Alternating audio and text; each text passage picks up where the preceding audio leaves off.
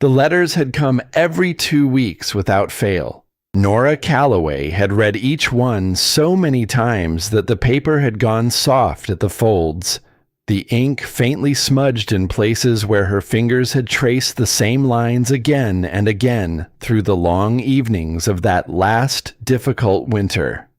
She had read them by lamplight when the schoolhouse was empty and quiet after the children had gone home and the fire had burned low.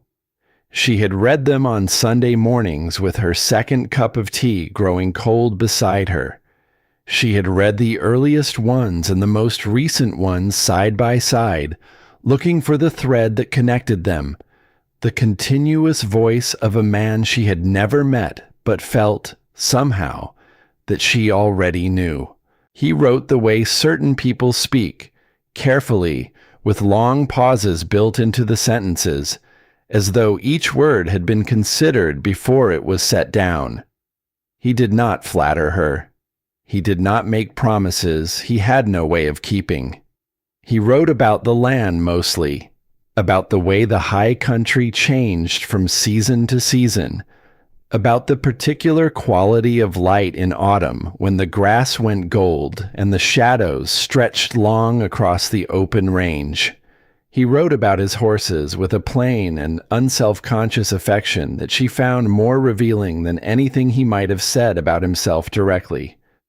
He wrote once about a hawk he had watched for 3 mornings in a row, circling the same thermal above the eastern ridge, and she had read that passage so many times she could recite it without looking. He had never once told her he was lonely, but she had understood it anyway, in the white space between sentences, in the careful neutrality with which he described a life that contained almost no other people in it.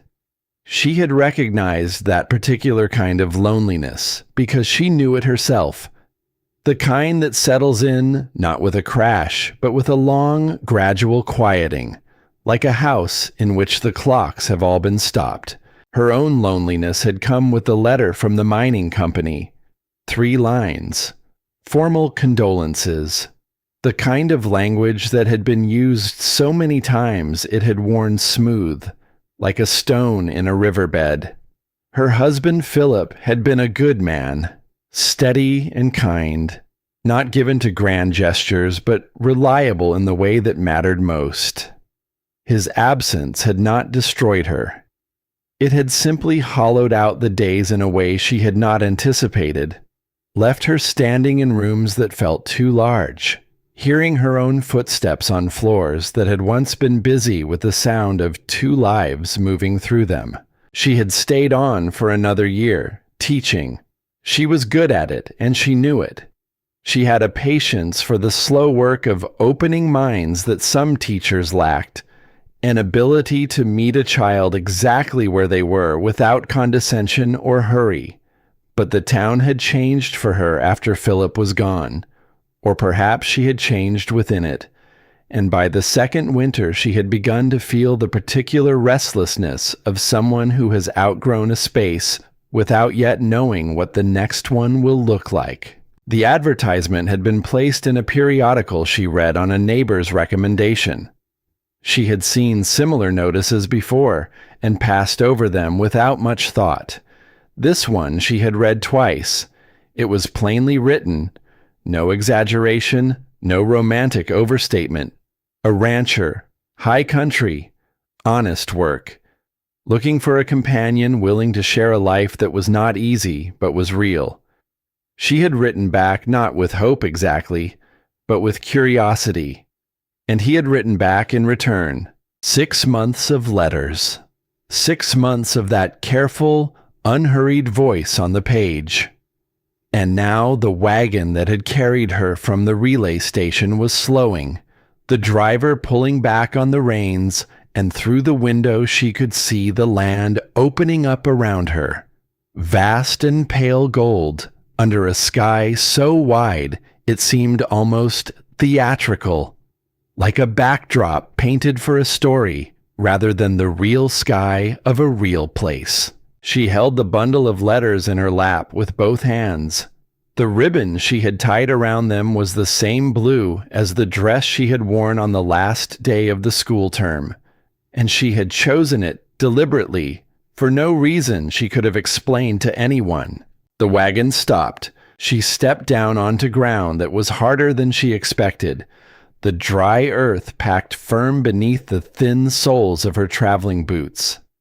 The air smelled of dust and dry grass and something else underneath, something green and faintly mineral, like water that had traveled a long way underground before surfacing. She straightened her coat, adjusted the bundle in her arms. He was standing 20 feet away. She knew him from the one description he had offered in his letters. Tall, he had written, with the brevity of a man who found self-description uncomfortable. Broad through the shoulders. Not young anymore, but not old. He had not elaborated, and she had not pressed him. Now she looked at him and understood why he had kept the description spare. There was nothing about Everett Crane that lent itself to easy summary. He was a man made of straight lines and long silences, standing in the flat afternoon light with his hat in his hands and his expression carefully, deliberately still. He was watching her. She walked toward him, and he did not move to close the distance, which told her something. He was a man who waited, who let things come to him and then assessed them without hurry. She had met men like that before, not cold, but cautious in a way that had nothing to do with weakness and everything to do with having learned, somewhere along the way, that stillness was a form of protection. She stopped 2 feet from him and shifted the bundle of letters to one arm so she could extend her right hand. "I've been looking forward to meeting the man who wrote these," she said. She watched his eyes go to the letters. Just for a moment. Just a flicker. There and gone so quickly she might have imagined it. Then he looked back at her face, and his expression did not change.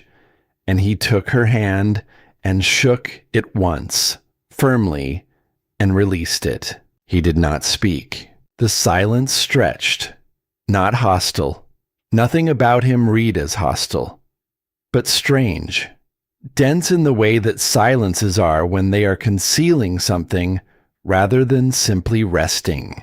"Everett Crane," she said, filling the space. Not because she needed to, but because she sensed that he would not. "Yes," he said. His voice was low and unhurried. One word which told her almost nothing, and somehow told her quite a lot. She looked at him for another moment, and then she looked past him at the ranch, the long, low shape of the main house, the barn beyond it, the pale fence line running out toward the horizon. The land was wide and dry, and the sky above it was enormous. It was not beautiful in any soft or easy sense. It was the kind of place that required something of you before it gave anything back. "It looks like the letters," she said quietly. He turned to look at the ranch alongside her, as if he were seeing it through her description of his own words, and something shifted very slightly in the set of his jaw. "Come inside," he said. "Water's on." She followed him. The house was clean. That was the first thing she noticed. Not merely tidy, but genuinely clean, in the way that spaces are when someone tends to them out of habit rather than anticipation. There was no clutter, no evidence of recent hurried preparation. The floors were swept, the surfaces bare and smooth. A single window faced west and let in a long rectangle of afternoon light that fell across the wooden table in the main room. 2 chairs, a cook stove with a pot on it, a shelf of practical items, jars and tools, and a folded cloth, arranged without decoration but without neglect. It was the home of a man who lived alone, and had done so long enough that solitude had become a kind of architecture, present in every line of the room, in the proportions of the furniture, in the single cup hanging on the hook beside the stove. She set her traveling bag down near the door and kept the letters in her arms. He poured water into a cup and set it on the table. He did not sit. "You'll have the back room," he said. "It's yours." "Thank you." He nodded and moved toward the door. She thought he was going to leave, simply walk out and let her settle without ceremony, which she would not have minded. But he paused at the threshold with his hand on the frame and stood there for a moment with his back to her. And she had the impression of a man recalling something, or perhaps attempting to say something, and finding the mechanism unexpectedly difficult. "Long trip," he said finally, without turning around. 3 days, she said. But the last part was the prettiest. He said nothing to that. He went out. She stood in the center of the room for a moment, listening to his footsteps cross the porch and descend, and then the sound of him moving away toward the barn, growing quieter, and then gone. She sat down at the table and set the letters in front of her. She looked at them. The blue ribbon. The soft, worn edges of the paper. She picked up the one he had written in the first month, the one that had made her decide to write back. She read the opening paragraph once more, already knowing every word. The voice on the page was warm and unhurried, precise in its observations, capable of finding something worth saying in the smallest things. It was the voice of a man who paid attention to the land, to the weather, to the behavior of animals and the movement of seasons. A man who noticed. She looked at the door through which Everett Crane had just passed. She thought about the way his eyes had gone to the letters, that flicker, there and gone. She set the page down slowly. It was growing toward evening when she allowed herself to explore the room properly. She was not a woman given to snooping. She had always understood that curiosity and invasion were different things.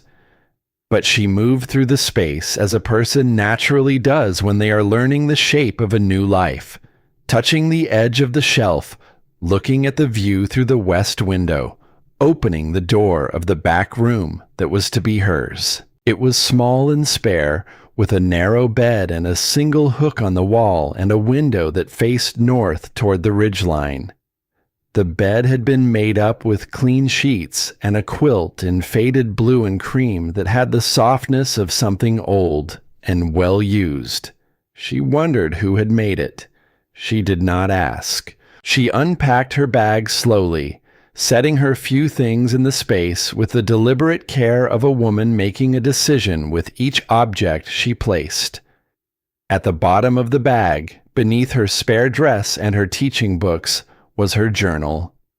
A small leather volume she had kept for years, more out of habit than any particular need for confession. She set it on the shelf beside the window. She was turning to go back into the main room when she saw it. The hatch of the small desk in the corner was not fully closed. It had been left ajar, perhaps by accident, the way things are sometimes left when a person has moved away from them in haste or simply without thinking. She did not intend to look, but her eye caught the edge of a piece of paper, and some instinct, the instinct of a woman who had spent years reading children's hands for signs of struggle, made her pause.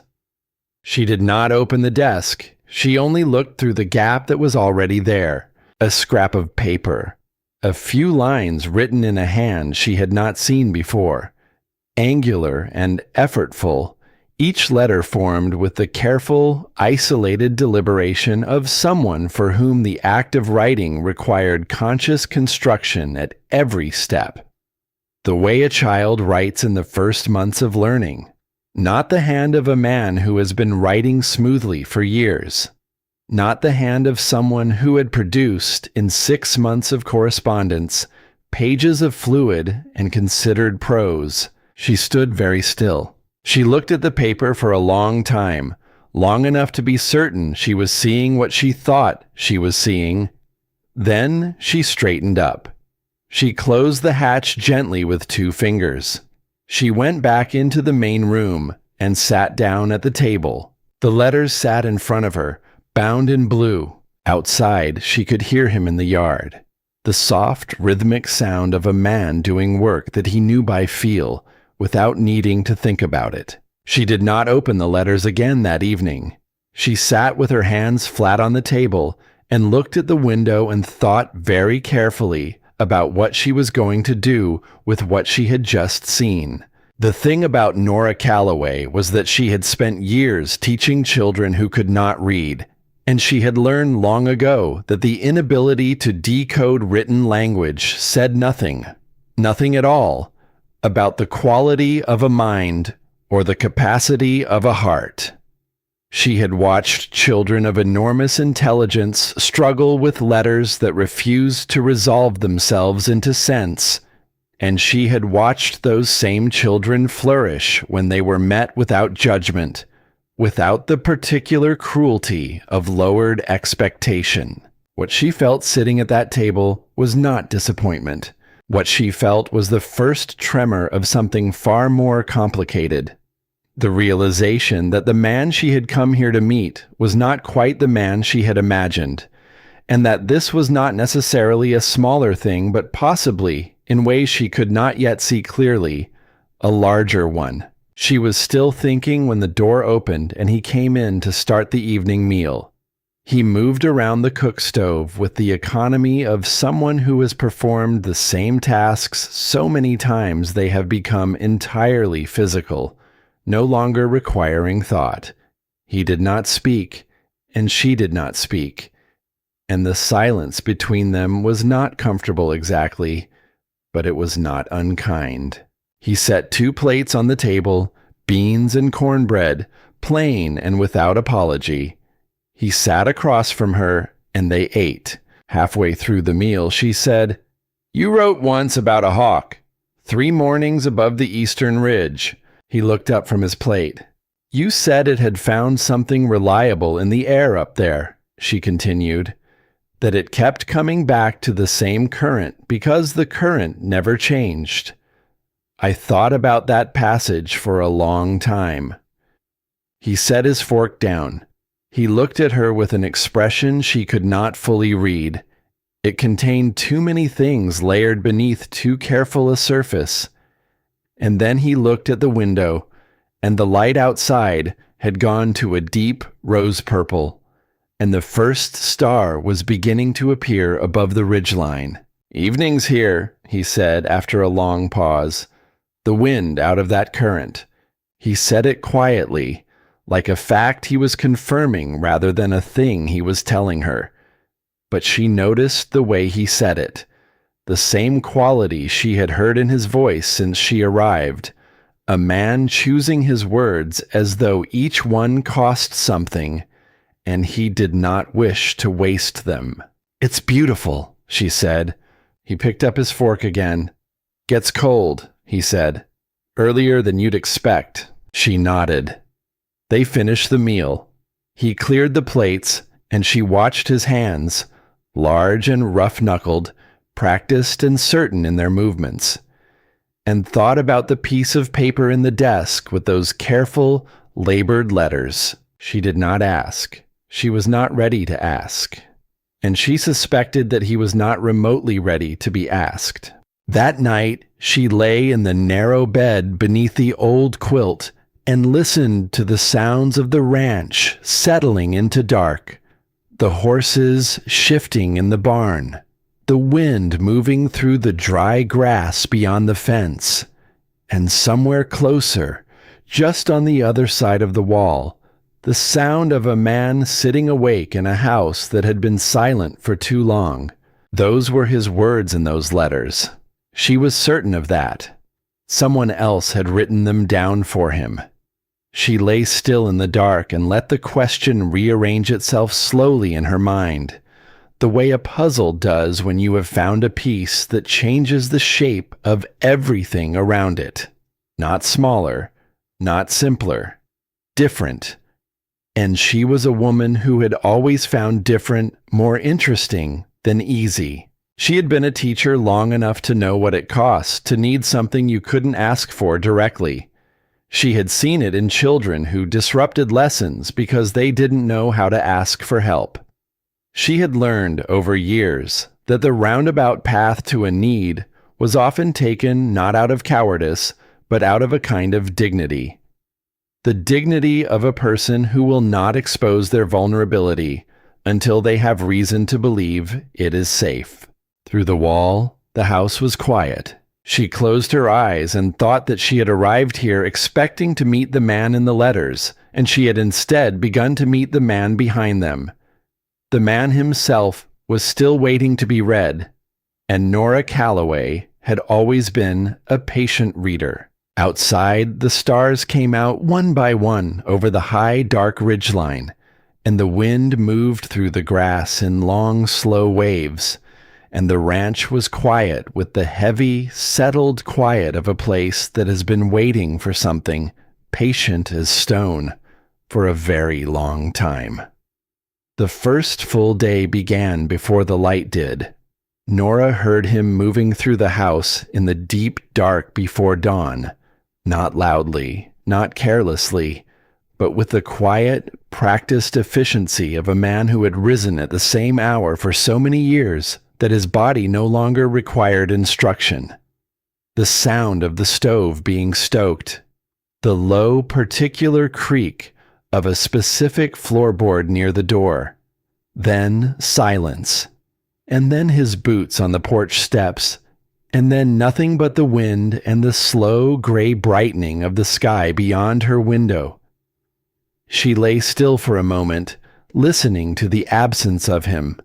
Then she got up. She dressed quickly in the cold and went out to the main room, where he had left the stove burning and a pot of water already heated.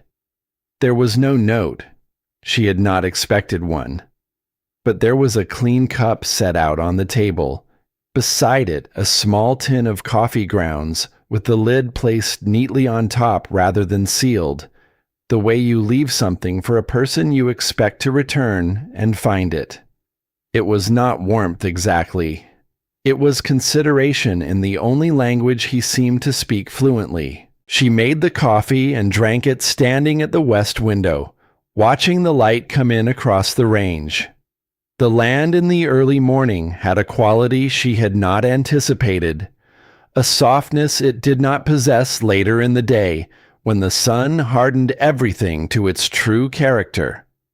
In this hour it was luminous and still, the dry grass catching the low angle of light and holding it in long golden threads, the ridgeline to the east dark against a sky that was shifting from gray to the particular pale blue of high country mornings. She found him at the fence line on the south side of the property, working a section of wire that had pulled loose from its post. He moved with the unhurried precision of someone who knows exactly what a task requires and wastes nothing in the doing of it. His hands were certain on the wire, his shoulders steady against the resistance of it. He did not curse when the wire bit back. He simply adjusted his grip and continued.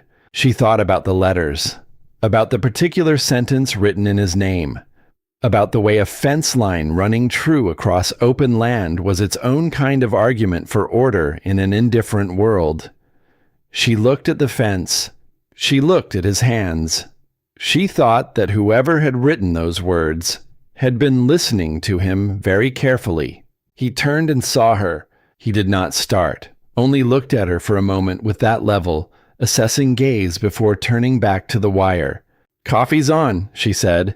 "Had some," he replied without looking up. She stood there another moment in the good morning silence. Then she said, "What needs doing today?" He paused. Just a fraction of a second, long enough to register that the question was not what he had expected. Then he went back to the wire. "Garden's gone dry," he said. "Fence on the north needs walking." "I'll start with the garden," she said. He said nothing. which she had already begun to understand was a form of agreement. She worked the garden through the middle of the morning, hauling water from the well in a bucket she found hanging on a peg inside the barn door. It was hard, repetitive work, the kind that empties the mind in a useful way, and she moved through it steadily, soaking each row before moving to the next. Someone had planted with knowledge. The positioning of the rows showed an understanding of water drainage and sun angle that was not accidental. But the tending had fallen behind. The soil was cracked in places, the plants leggy and pale, reaching toward water that had not come. She worked until the entire garden was soaked, and then she stood up straight and pressed her hands to the small of her back and looked at what she had done with the uncomplicated satisfaction of visible progress. When she turned, Everett was standing at the corner of the barn watching her. He looked away the moment she caught him, moving off toward the corral with the purposeful stride of a man who had somewhere specific to be. She watched him go and permitted herself a small, private expression that was not quite a smile. The days began to find their shape. It was not a shape that had been discussed or negotiated. It simply emerged, the way the rhythms of shared spaces always do, from the accumulated weight of small decisions and silent adjustments. Nora rose early and made coffee. Everett was always already gone. She worked through the mornings on whatever the ranch required: the garden, the mending, the cleaning, the cooking. And in the early afternoons, she set up her small teaching corner in the main room. In the late afternoons, she began teaching. It had started simply enough.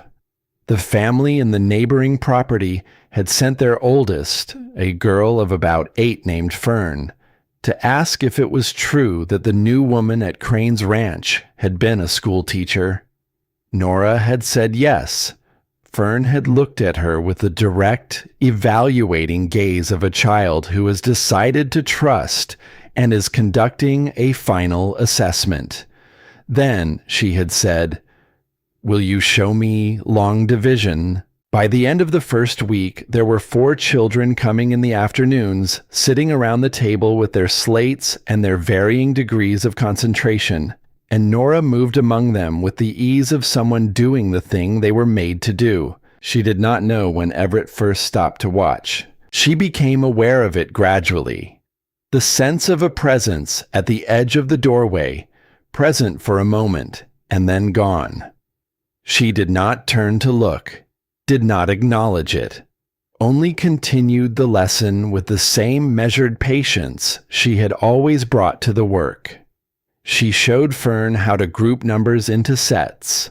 She helped a boy named Clem with the shape of his letters, guiding his hand lightly on the slate, not correcting, but redirecting, the way a river is redirected rather than reversed. The next morning she found a small chalkboard, good wood, sanded smooth on the back, a proper teaching board, propped against the wall beside the table. It had not been there the night before. There was no note. There never was. She ran her fingers along the smooth surface and did not say anything about it at dinner.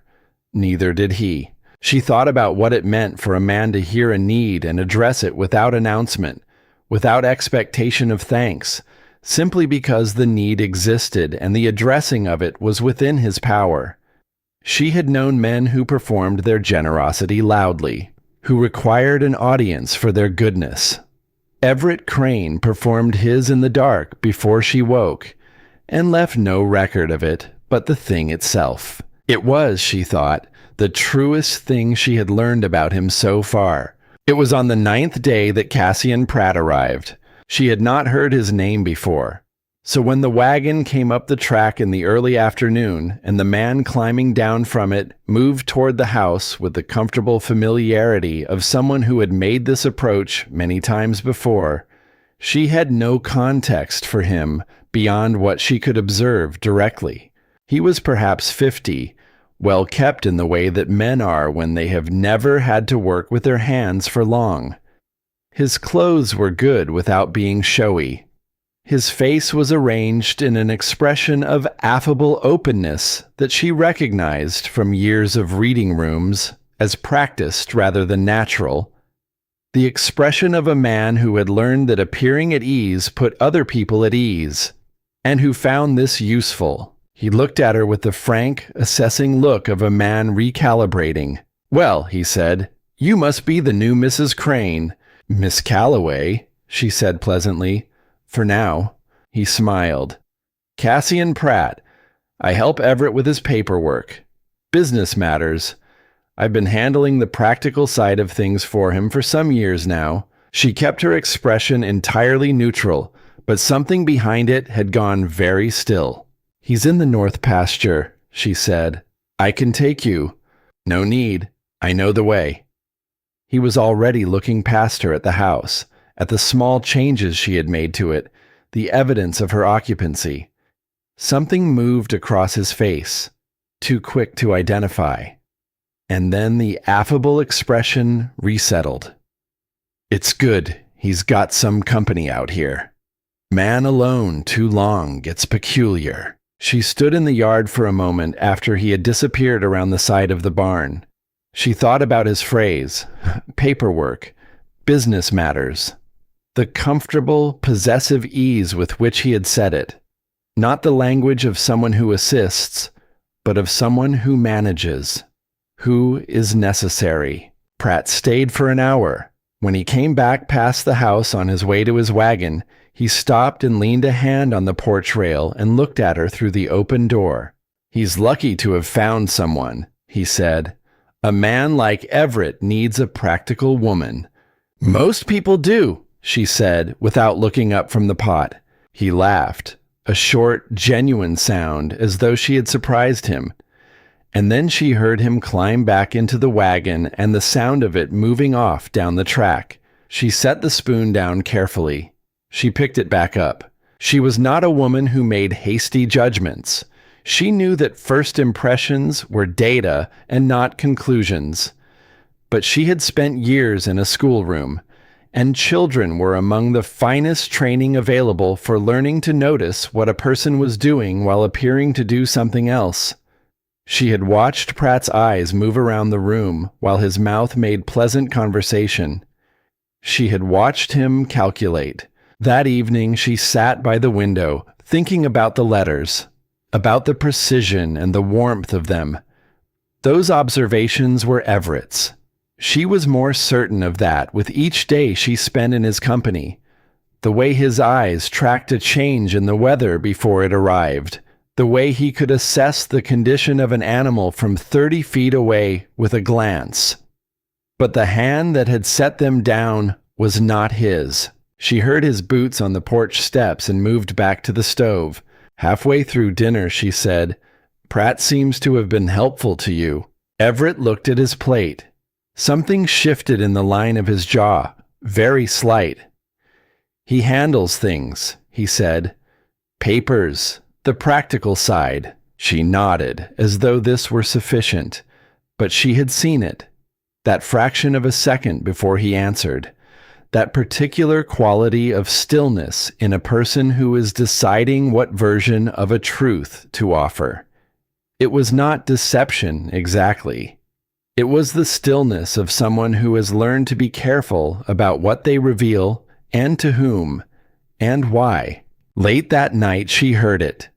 Past the hour when the ranch sounds usually ceased, from somewhere outside, a voice, low, unhurried, speaking to something in the way people sometimes do when they are certain of not being heard.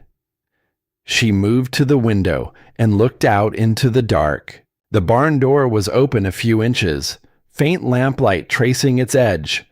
From inside came Everett's voice, barely carrying. She could not make out words, only tone, and the tone was entirely different from any she had heard from him in waking hours. The careful guard was gone from it.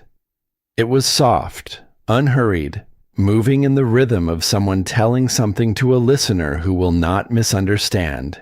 She stood at the window for a long moment, listening to the sound of a man talking to his horses in the dark, his voice carrying nothing but plain and unguarded tenderness, the one language he seemed to speak without effort or armor. She stepped back from the window.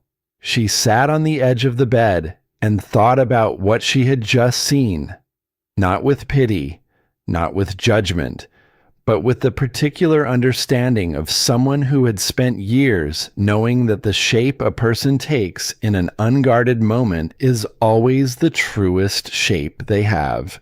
She thought about the chalkboard propped against the wall, the water cup left ready before dawn, his voice in the barn, every guard down. She was not angry. She was moved. In the way she was moved by a child who worked very hard to do a thing that other children did easily, producing letters that were imperfect and effortful and entirely theirs. In the barn, the lamp went out. The ranch settled into a silence so complete it seemed to have weight and texture. But it was a different silence now than it had been when she arrived, and she suspected that Everett Crane, lying somewhere on the other side of the wall, could feel the difference as plainly as she could. Outside, the stars were sharp and close in the high country dark, and somewhere in the barn, a horse shifted its weight and exhaled, long and slow, the sound of something that has been running finally allowed to rest. The dry spell broke without warning, the way things do when they have been held back long enough. Nora knew it was coming before it arrived. She had learned to read the sky out here the way she had once learned to read a room full of children, by watching for the small signs that preceded the larger shift. The light had changed that morning, gone from its usual hard clarity to something softer and more diffuse. The horses were restless. Everett had stood on the porch for a long moment after breakfast, looking north before going out to bring the cattle in from the far pasture without explanation. By evening, the first drops were falling, slow and heavy and deliberate, the way rain falls when the land has been waiting for it long enough to have grown desperate. She was in the main room when it started. She heard it first on the roof, a sound like something releasing, and then Everett's boots on the porch steps, and then the door opened and he came in, his shirt dark across the shoulders with rain, and he stood in the doorway for a moment, just breathing, the way a man does when something he has been waiting for has finally arrived. She did not say anything. She poured coffee and set it on the table. He sat down, and they listened to the rain together. It was the first time they had simply sat together without the structure of a meal or the pretext of something needing to be done, and the absence of that structure changed the quality of the silence between them. It was less careful, less managed. The rain outside was doing something to the room, softening its edges, making the lamplight seem warmer. After a long time, he said, "It was 3 months coming." "The land shows it," she said. He wrapped both hands around the cup. "Gets like glass out here in a dry spell. Everything brittle." She looked at him. His face had the open quality it sometimes took on when he was not aware of being observed. Less constructed, less defended.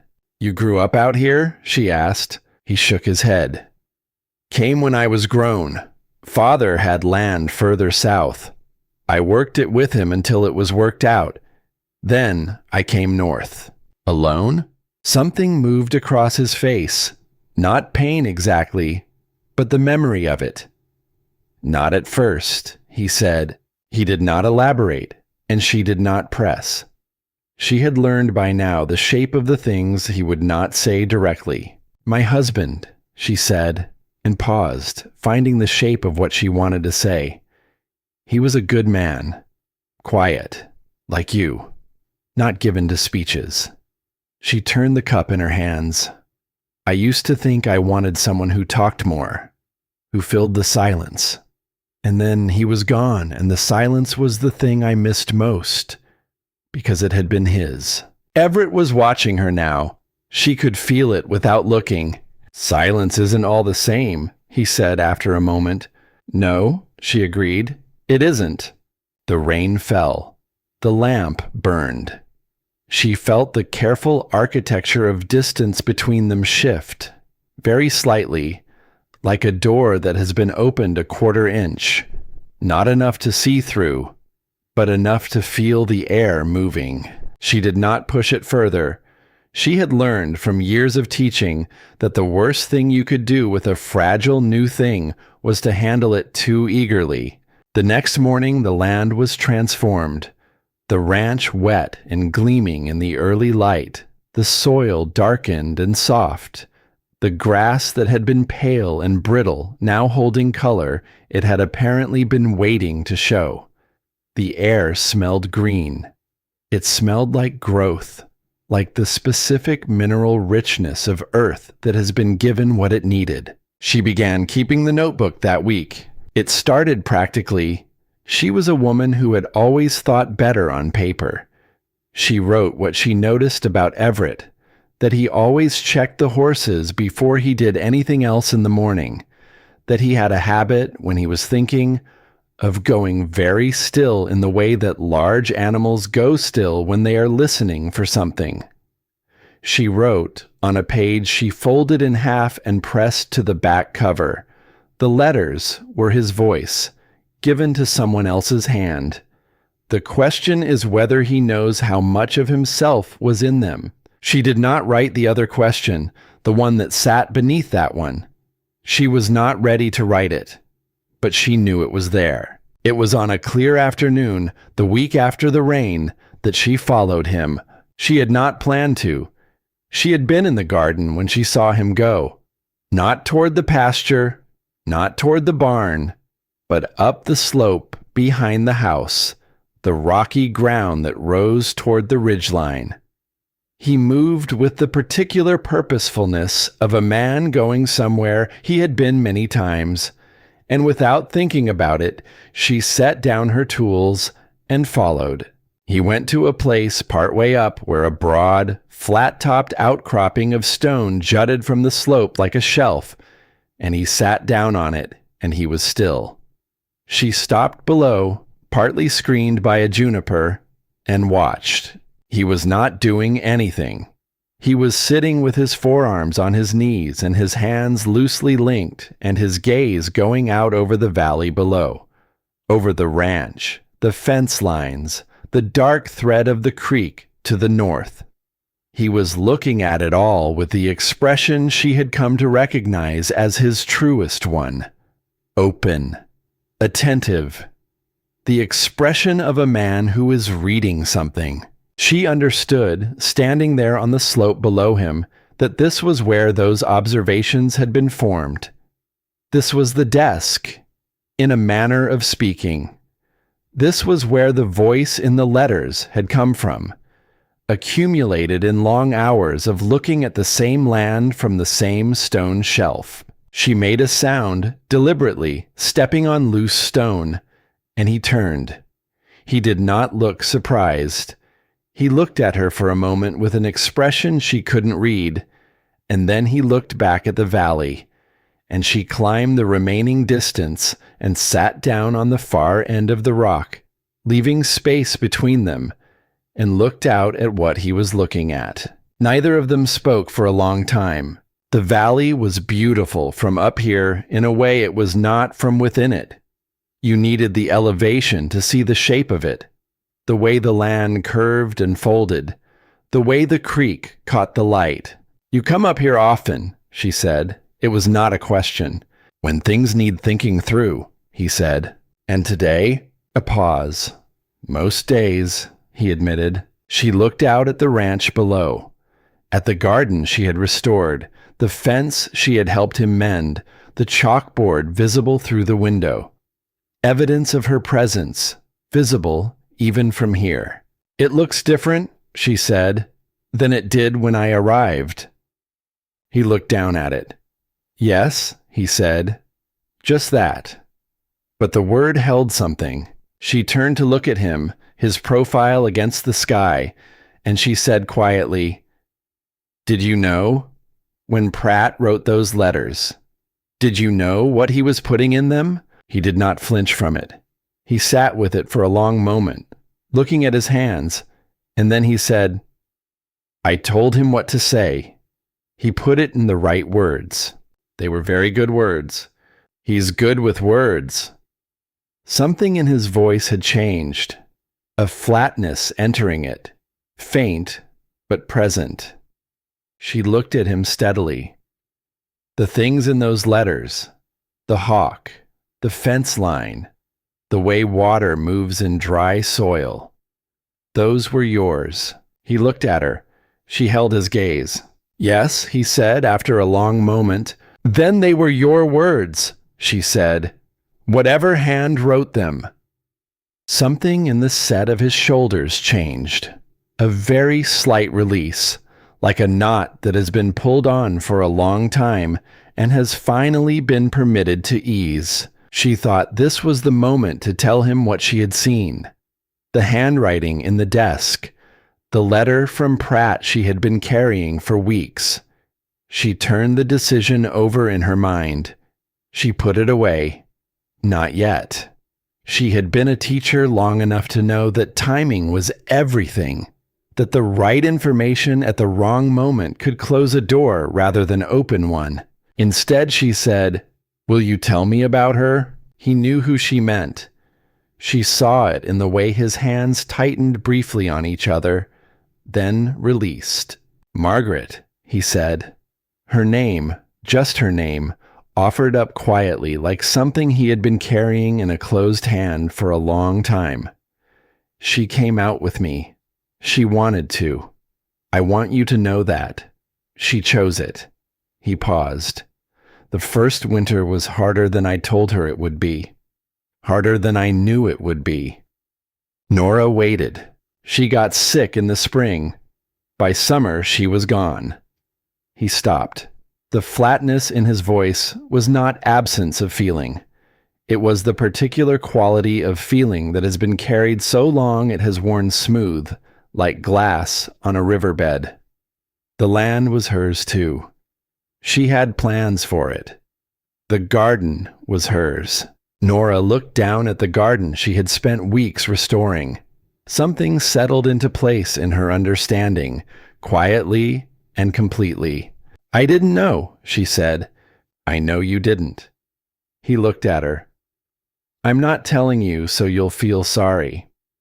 I'm telling you because you've been working in her garden for a month and you ought to know." "Thank you," she said simply. He nodded once and looked away. And she looked away too. And they sat together on the flat stone in the long afternoon light, two people who had each carried loss long enough to know that it didn't end and didn't need to. That sometimes the best thing you could offer another person was simply to sit near them without requiring them to put it down. After a long time, she said, "I knew, when I read the letters, that I was reading someone who paid attention. That was what convinced me. Not what he said, how he looked at things." She paused. "That's you. That's always been you." He turned to look at her, and she met his eyes, and this time neither of them looked away. And the thing between them that had been a careful distance was now a different thing. Not collapsed, not resolved, but acknowledged, which was its own kind of shift, and in some ways a more significant one. "Getting late," he said finally, not dismissively. With a kind of reluctance she chose to notice and not name. They went back down the slope together, not talking, but walking at the same pace, and the distance between them on the path was less than it had been on the way up. She was in her room that night when she heard the sound of him at the table in the main room, not moving, just present. She set down the pen. She went out. He was sitting at the table with a piece of paper in front of him and a pen in his hand, and the paper was blank. and he was looking at it with the focused, struggling expression of someone trying to make their body do a thing their mind could not quite transmit to their hands. She stood in the doorway long enough to see his hand move toward the pen and then withdraw. Once, twice, the gesture of a man reaching for something and then losing his nerve. She went back to her room. She sat on the edge of the bed in the dark and thought about Pratt, about his easy manner, his useful position, his careful choice of the word necessary. She thought about what it meant to be indispensable to a person who could not afford to doubt you. She thought about what you could do from that position if you decided to. She opened the notebook. She wrote 3 things: a description of the handwriting in the desk, a summary of what Pratt had said on both visits, and the question she had not yet allowed herself to write. She looked at it for a long time. Then she turned to the back of the notebook and unfolded the letter she had been carrying for weeks, the one with Pratt's handwriting, the familiar rhythms, the familiar way of choosing words. She set it beside the notebook and looked at it. She was beginning to understand enough. Outside the window, the stars were out in their high country abundance, sharp and very close. And somewhere beneath all of it, patient and relentless as water finding its way through stone, something was beginning to shift. Pratt came back with purpose. Nora saw him from the garden, the familiar shape of his wagon coming up the track in the mid-morning light, and she straightened slowly and pressed the dirt from her hands and watched him come. Something in her had been waiting for this. She had not known precisely what form it would take when it arrived, but she had known, with the particular certainty of someone who has been paying close attention for a long time, that it was coming. He did not look for Everett this time. He came directly to the house. She met him on the porch. He was carrying a leather satchel, the kind used for documents, and he held it with the careful casualness of a man trying to make an important thing appear routine. His expression was its usual arrangement of affable ease, but beneath it she could see something tighter, something that had a schedule to it. "Morning," he said. "Everett around?"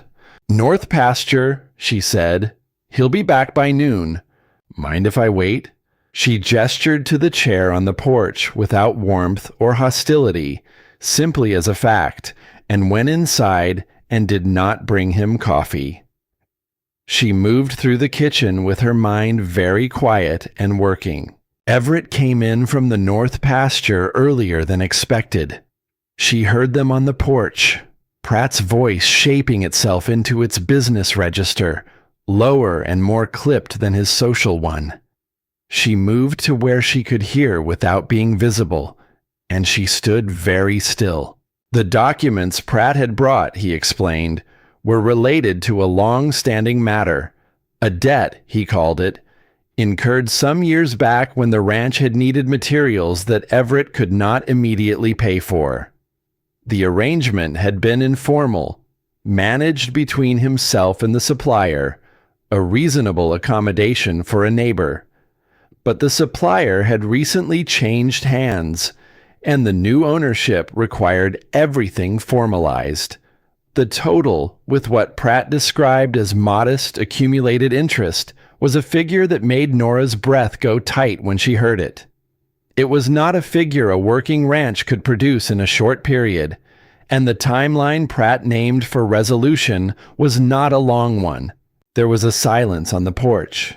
"I don't remember it being that much," Everett said. His voice was flat and careful. "It accumulated," Pratt said. "I should have kept you better informed. That's on me. But the paperwork is clear." A pause. "I've got your signature on the original agreement." Another silence, longer this time. "All right," Everett said. 2 words. She heard everything in them that he was not saying. the specific quality of a man who cannot check the document being offered to him, who has no way of verifying the numbers or the terms, who must either trust or refuse, and knows that refusal requires a reason he cannot name without naming the thing he has never named. She went to her room, picked up the notebook, opened it to the page where she had written her observations. She read them through once. Then she opened to the back cover and unfolded the letter. She looked at the handwriting. She looked at it for a long time. Then she went back out to the porch. "Mr. Pratt," she said. Both men looked at her. Pratt's expression adjusted itself with the speed of someone accustomed to adjustment. "Miss Calloway, could I see the documents?" she said pleasantly. "I used to help my father with his accounts. I have some familiarity with figures." A pause, very brief. The kind of pause that is too short to be polite and too long to be nothing. "Of course," Pratt said. He opened the satchel and produced a folded document and held it out to her, and she took it and opened it and read it through. She read it slowly, giving nothing away in her expression, looking for the places where the logic did not hold. There were 3 of them. She found the first within a minute. A figure in the middle section that did not follow from the column above it, invisible to someone reading quickly. The second was more subtle. A date that placed the original agreement in a season when the purchase it described could not have been made. The third was the handwriting itself. The body of the document was written in a clerical hand she did not recognize, but the notations in the margin were in a hand she knew very well by now. She folded the document and held it for a moment before handing it back. "Thank you," she said. "It's quite thorough." Pratt took it. Something in his eyes had changed. The affability was still there on the surface, but beneath it was a new quality, alert and watchful, the look of a man who has just understood that the situation is not quite what he had calculated. "Everett," she said, turning to him, "would you give us a moment?" Everett looked at her. She met his eyes, and she let him see, in the steadiness of her gaze, that she had something, and that she needed this space to use it, and that she was asking him to trust her. He went inside. She turned back to Pratt. "You've been very useful to him," she said. Her voice was level. "For a long time." "I've tried to be a good neighbor," Pratt said. "I'm sure it started that way." She looked at him directly. "The date on the original agreement is wrong. The supply run you describe didn't happen in that season. The creek access that would have been required was closed. I know because Everett told me about it in passing. The figures don't carry through the middle section, and the margin notations are in your handwriting, not a clerk's." The affable expression did not collapse, but it changed. It became something that was still composed but was no longer pretending to be friendly. "That's quite a list of observations," he said, "for a woman who's been here less than 2 months." "I pay attention," she said. "It's a habit." He looked at her for a long moment. She did not look away. "What is it you think you're going to do?" he asked. "I'm going to ask you to take your documents and go," she said, "and I'm going to suggest that the matter of this debt not come up again." His expression shifted, not to anger, but to something cooler. He picked up the satchel. He stood up and set his hat on his head with the deliberate care of a man taking his time because he has decided to. "You're making an assumption that you understand the full shape of this situation," he said quietly. "I'd encourage some caution with that." "I appreciate the advice," she said. In his eyes she could see the calculation running, what she knew, what she could prove, what she was willing to do with it. She let him look. She had nothing to hide from the looking. Then he went down the porch steps and drove back down the track without looking back. She stood on the porch until he was gone. Then she sat down in the chair he had vacated and put her hands in her lap and let out a long, slow breath. She had done what she could do in the open. A man who had built what he had built over as many years as he had built, it did not simply withdraw because someone noticed. She went inside. Everett was at the table. He looked up when she came in, and his expression was the open one, the unguarded one, the one she had come to know as his truest face. She sat down across from him and folded her hands on the table. "The debt isn't real," she said. "The documents have problems. The date, the figures, the handwriting. Someone constructed them, and not carefully enough." He was very still. "How long has he been handling your paperwork?" she asked. A long pause. "Since the beginning. Since Margaret." He stopped. There were things that needed signing. Agreements, purchases. I needed someone I could trust. She held his gaze. "I know." The two words sat between them, and she watched him understand what they contained. Not just the acknowledgement of the documents, but the other thing, the thing she had known for weeks and had been waiting for the right moment to say. She watched him wait for what would come next, the judgment or the pity or the withdrawal, the things he had been guarding against. She said nothing else. She simply sat there and let the silence be what it was. And she watched the understanding move through him, slow and then all at once, like something releasing. "Nora," he said, her name for the first time, not Miss Calloway. Her name, in his voice and the way he said it, was enough to tell her everything she needed to know about what it had cost him to arrive at this moment. "It doesn't change anything," she said. "What you can and can't do with letters on a page. It doesn't change the hawk or the fence line or what you've built here. Those are yours." His jaw was tight. She could see the effort it was taking him to hold still, to stay in the room with this. He was fighting himself, and she knew enough to not interfere with that fight, only to be present at the edges of it. "I should have told you," he said finally, "before you came." "Yes," she said simply. "I didn't know how. I know that too." They sat with it. The morning light came through the west window and lay across the table between them. That night, the keg of stored grain in the equipment shed was found tipped and ruined, not by accident, not by weather. By morning, it was clear that someone had been on the property after dark. The damage was specific and deliberate, the kind that sends a message rather than simply causing it.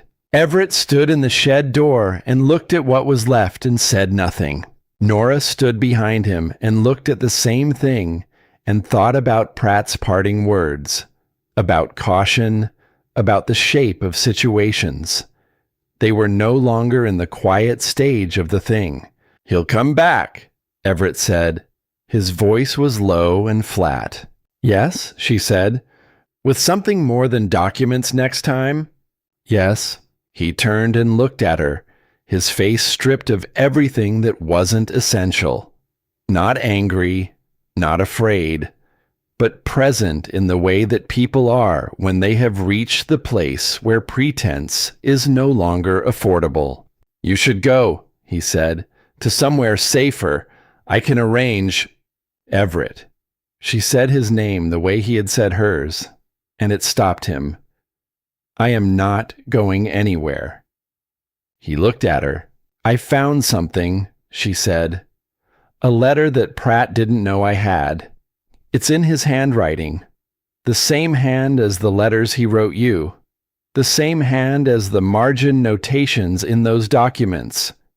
It places him at the letters, connects him with the documents, And it was written to me under a name that wasn't his. She paused. It's not everything, but it's a beginning. He was very still. There's also a man who keeps records, she said. An older man, the one who performs the services in the valley. I've heard from the children that he keeps a record of all the agreements and transactions he's witnessed over the years, separate from anyone else's keeping. If those records go back far enough, they may show what the original arrangement actually was and what it wasn't. The stillness in him had changed character. It was no longer the stillness of a man absorbing a blow, but the stillness of a man thinking. Reverend Aldous, he said, he's been here since before I came. He records everything. Then that's where we start, she said. He looked at her for a long moment in the sharp morning light, and she looked back, and between them was the ruined grain and the quiet ranch, and everything they had not said to each other, and everything they had. And somewhere above the ridge, a hawk was making its slow, reliable circles in the air, returning again and again to the same thermal because the thermal was real and could be trusted. We, he said, a single word, carrying the weight of someone who understands that a word is not just a word, but a choice, and that this particular word had not been spoken lightly or often. We, she confirmed. He turned away from the ruined shed, not in defeat, but with the deliberate intention of a man deciding where to put his attention. And he walked back toward the house, and she walked beside him, and the morning opened up around them in all directions, vast and pale, and full of the particular quality of light that comes after a long dry spell, when everything the land had been holding on to has finally been given what it needed to begin again. Reverend Aldous lived at the far end of the valley in a house that was mostly books. Nora had heard about him from Fern, who described him with the frank authority of a child reporting on someone they found both impressive and slightly alarming. Very old, very quiet, with a memory like a well that never ran dry. He had been in the valley longer than anyone else still living, had arrived before the ranches had names, and stayed while they grew around him, recording what he witnessed in the leather-bound ledgers he kept in a system only he fully understood, but which he could navigate with complete precision. They rode out before the heat settled in. Nora sat straight on the borrowed mare and watched the land change as they moved further into the valley. The grass thicker here near the creek, the sky enormous above it all in the way that high country sky always was, as if the elevation had pushed the horizon outward in every direction and made the world larger than it had any right to be. Everett rode beside her. He had not said much since leaving the ranch, but his silence was different this morning. Not the guarded, maintained silence of the early weeks, but something quieter and less effortful. The silence of a man who has set something down and not yet picked up anything to replace it, which was its own kind of rest. She did not fill it. She had learned by now that his silences were a form of trust. Reverend Aldous met them at the door as though he had been expecting them. He was older than she had imagined, with the particular stillness of very old people who have stopped wasting energy on anything that isn't essential, and his eyes, when he looked at her, were sharp and entirely present. He brought them inside without ceremony and set them at a table that occupied most of the main room. Around them on every wall were shelves, and on every shelf were ledgers, dozens of them, their spines worn and marked in a small, meticulous hand. "Crane," the old man said, settling himself across from them. "It's been a while." "It has," Everett said. Aldous looked at Nora with the frank, unhurried assessment of someone who had been reading people for a very long time. "And you're the school teacher." "I am," she said. Fern says you're the best teacher she's had.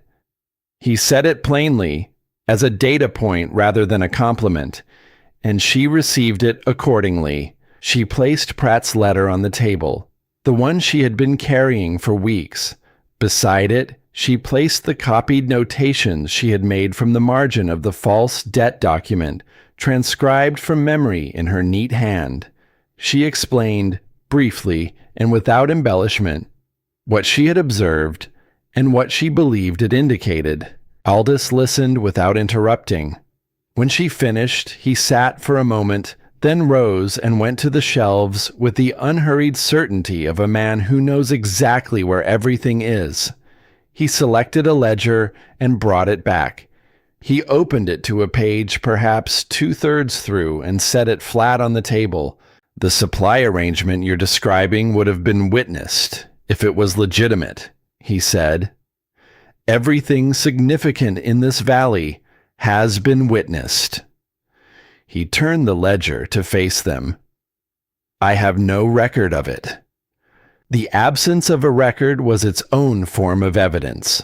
Nora looked at Everett, and Everett looked at the open ledger, and the morning light came through the single window and lay across the page and across his hands where they rested on the table. She could see, in the line of his jaw and the steadiness of his gaze, something resolving itself. The particular expression of a man who has been uncertain for a long time about the shape of the ground beneath his feet, and has just been shown, undeniably, that it is solid. Aldous agreed to come. He was not a man who needed persuading toward what was right. It was apparent that he had strong views on the subject and had been acting in accordance with them for many decades. He simply asked when, and Nora told him, and he nodded and went back to his shelves. They rode back in the late morning with the ledger in Nora's saddlebag, borrowed with the careful formality of something precious, and the valley opened up before them in the full high sun, and the ranch was visible in the distance, and the day was clear and enormous. She had been preparing for Pratt's return since the morning after the grain shed, not with dread. She was not, by nature, a woman given to anticipatory dread, but with the focused, practical attention she had always brought to situations that required more than hope to resolve. She knew the difference between evidence and argument, and she knew that the most powerful case was the one that did not ask anyone to trust you, but simply showed them what was there and let them see it for themselves. Pratt came the following afternoon. He did not come alone.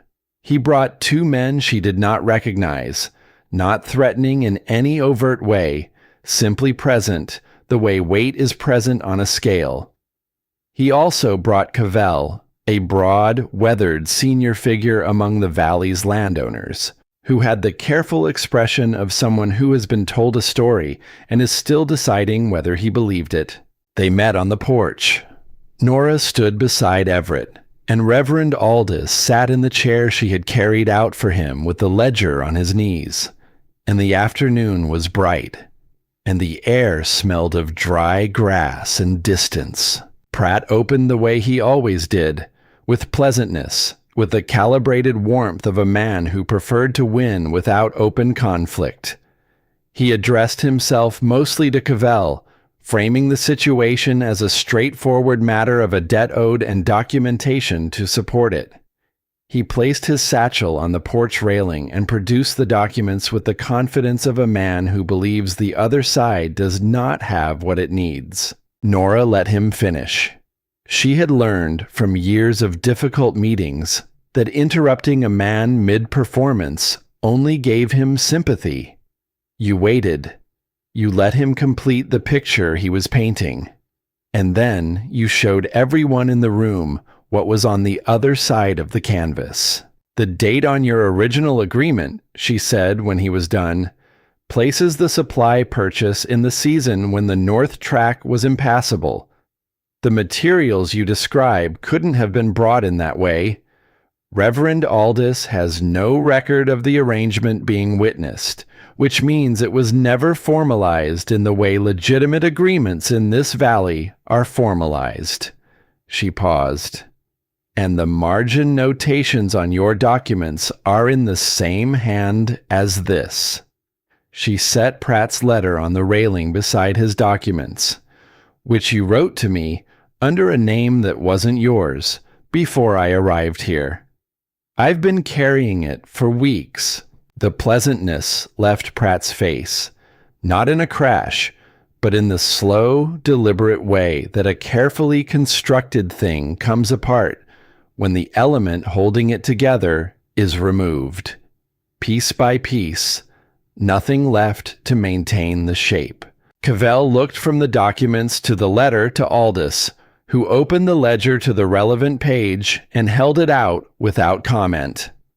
Cavell took it and read it with the slow, thorough attention of a man who had learned that quick readings were expensive. One of the men Pratt had brought shifted his weight and looked at the other, and neither of them spoke. This is the interpretation of a woman who has been here 2 months, Pratt said. His voice had changed, still controlled, but carrying now the specific flatness of a man who has run his calculations and arrived at a number he did not expect. Who has no standing in any of this. She stands with me, Everett said. That's enough. The first time he had spoken since it began. 4 words, delivered with the same level, unhurried certainty with which he said everything that mattered, and the effect of them in the air was significant precisely because they came from a man who did not speak unnecessarily. When Everett Crane spoke, the words had weight that other men's words did not, because they were not diluted by the ones he chose not to say. Pratt looked at him. Something moved in his eyes.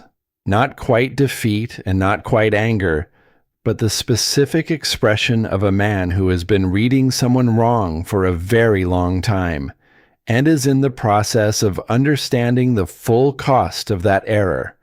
He had looked at Everett for years and seen a man who could be managed. He was seeing now that he had been looking at the wrong thing the whole time. Cavell handed the ledger back to Aldous and looked at Pratt with the expression of a man who has reached a conclusion. I can't stand behind documents that aren't witnessed, he said. That's not how things are done here. It's never been how things are done here. The silence that settled over the porch had a finality to it. The particular quality of silence that falls at the end of something rather than in the middle. Pratt put his documents back in the satchel with the methodical, careful movements of a man performing a task because the alternative is standing still, and the stillness would cost him something he was not willing to spend. He looked at Nora once before he left, not with hatred, not with theatrical menace, but with the clear-eyed look of someone who has been bested and knows it precisely. She held the look without flinching and without triumph, because she had never wanted to defeat him. She had only wanted him to stop. He went down the porch steps. The 2 men followed. The wagon went back down the track, and the sound of it diminished, and then it was gone. Cavell stayed a few minutes longer, speaking quietly with Everett in the way that men in isolated communities speak when something has been resolved that involved the broader trust of the place, with the careful, practical tone of people who have to continue living near each other. Aldous sat in his chair and looked at the view over the valley with the settled expression of a man who has done what was needed and requires no further acknowledgement of the fact. When they had both gone, Nora and Everett stood on the porch alone in the late afternoon light. She became aware, gradually, that her hands were not entirely steady. A delayed response, the body's accounting for what the mind had held together through discipline. She pressed her hands flat against the porch railing and looked out at the land and breathed. and the air was dry and clean and smelled of grass and distance and the faint mineral sharpness that the high country always carried at this hour. Everett looked at her hands. He reached out and covered them with one of his own. Briefly, firmly, the hand of a man who works with his hands every day of his life, rough-palmed and very warm. He held it there for just a moment and then withdrew it, and neither of them spoke, and it was enough. It was considerably more than enough. The children came the following afternoon, as they always did. Fern arrived first with her slate under her arm, Clem behind her with the slightly distracted expression he wore when his mind was already somewhere other than his feet. 2 others came after, and Nora set them all up at the table and moved through the lesson with the ease of long practice. Fractions for Fern, who had graduated past simple division and wanted the harder thing, and letters for Clem, who was coming to them late but with a determination that she had learned to recognize as the most durable kind of motivation. She was working with Clem on the shape of a particular letter, showing him how the pen moved, the angle of the stroke, the way the line curved rather than broke. When she became aware that Everett had come in, he did not sit at the table. He stood near the door with his hat in his hands, watching in the way he had watched from the beginning of his habit of appearing in the doorway. The stillness of genuine attention, not performance. The look of a man who was there because he wanted to be, not because anything required it of him. She glanced at him. He was watching Clem. The boy's tongue was pressed to his lower lip in the way it always was when he was concentrating entirely, the chalk moving across the slate in slow and effortful strokes, each letter a small act of will. She saw something move through Everett's face, not a smile, not quite, but the thing that lives just beneath a smile in people who do not smile easily. The thing that happens in the eyes when something reaches a person below the level at which they are managing themselves. After the children had gone and the table had been cleared, she was washing the slates in the basin when she heard him sit down. She turned. He was in the chair across from where she sat when she taught, and in front of him on the table was a piece of paper and the pen she kept in a cup near the lamp. And he was looking at them with the focused, preparatory expression she had seen once before through the doorway. The expression of a man gathering himself for something that required everything he had. She dried her hands. She sat down across from him. She did not speak. She simply waited in the way she had learned to wait with children who were on the edge of something and needed the space around them to stay still. He picked up the pen. She could see the effort in it. Not a physical difficulty, but the full-body commitment of someone doing a thing that required every resource available to them simultaneously. His hand was steady because he willed it to be steady. He set the tip of the pen to the paper, and he began. He wrote a letter. She watched him form it. Angular, constructed with care, each component of it considered before being set down. It was the letter N. He made it slowly, the way a person makes something they are not yet certain of, and when it was done, he stopped and looked at it. "That's the first letter of my name," she said quietly. He looked up at her. His expression was open in the way it was only when he had stopped managing it. The unguarded face she had first seen through the barn door, in the dark, talking to the horses. It was the face of the man who had written, through someone else's hand, about hawks and fence lines and the way water behaved in dry soil. The man who had been watching the world carefully for years and finding it inexhaustible. "The next one," she said, and turned the paper slightly toward him so the light fell better on it. He put the pen back to the page. He wrote the second letter, then the third. They were imperfect, uneven, the lines sometimes not meeting cleanly, the heights inconsistent. They were also the most honest thing she had seen in a very long time.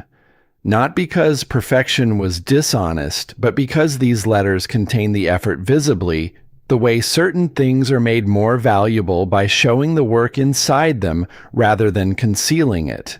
He reached the last letter and set the pen down and looked at what he had written, and she looked at it with him.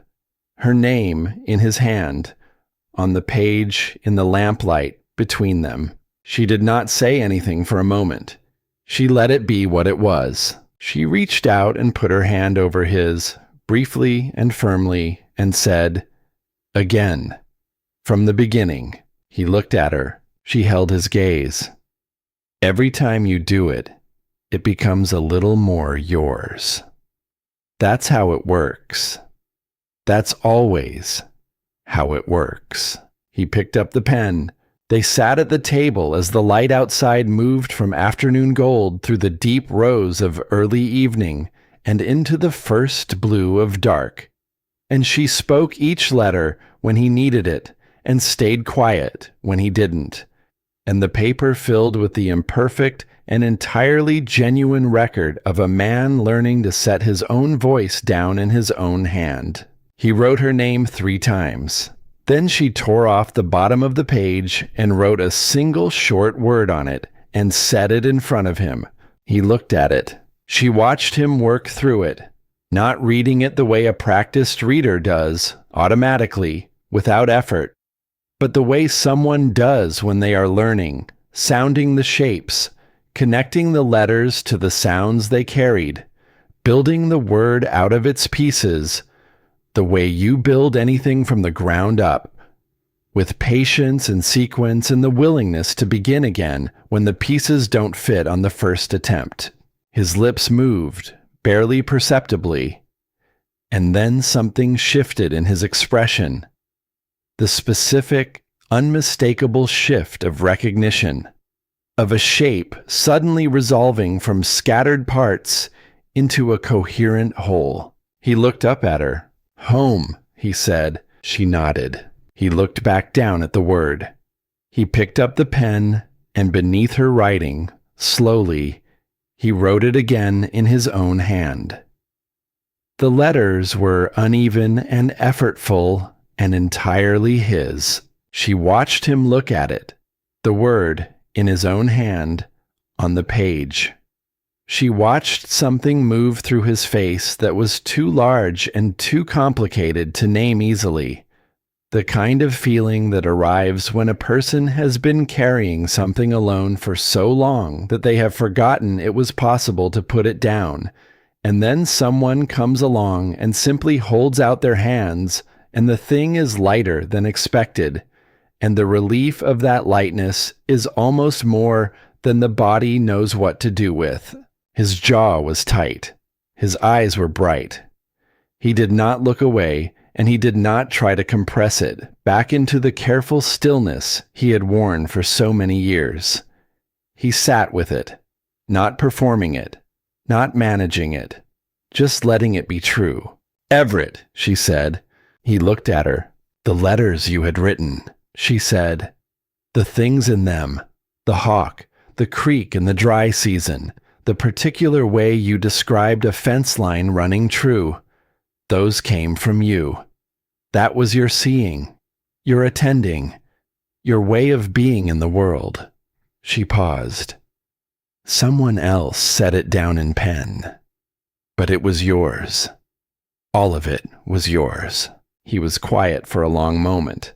Outside the window, the first stars were appearing above the ridgeline, sharp and very close in the high country dark. "I didn't know," he said slowly, "how much of me was in them, until you got here and started." He stopped, started again, looking at things the same way. She felt the sentence land in her chest and settle there with the particular weight of things that are true and simply stated. "I knew from the second letter," she said. that whoever was writing them had learned to look at things from someone worth learning from. He looked at the table, at the page between them, her name 3 times in his hand, and below it, the word she had written, and below that, the word he had written himself, uneven and deliberate and real. "I should have told you," he said, "before you came. I should have found a way." "You didn't know how," she said. "No. You know more now than you did this morning," she said. "That's how it goes. You know more than you did yesterday. In a month, you'll know more than you do now." He looked at her steadily. "You're going to teach me, if you want," she said. "It isn't fast, and it isn't simple, but nothing worth doing is either of those things, in my experience." He was quiet for a moment. Then he said, in the low, unhurried voice that she had come to understand contained more than it appeared to, "I have time." "So do I," she said. The words were simple. They carried everything.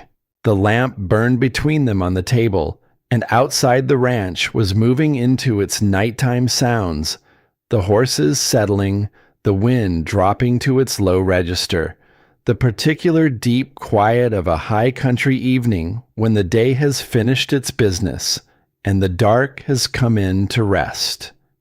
The main room was warm with the lamp and the last heat from the cook stove, and the page lay on the table between them with its imperfect and honest letters. He picked up the pen one more time. He looked at the paper. He wrote a word she had not given him, slowly and on his own, the letters constructed from memory of what she had shown him, imperfect and recognizable, and entirely his own. She looked at it. It was her name again. But this time, he had not been copying anything. He had held it in his mind and set it down from there, and that was a different thing entirely. That was the beginning of something.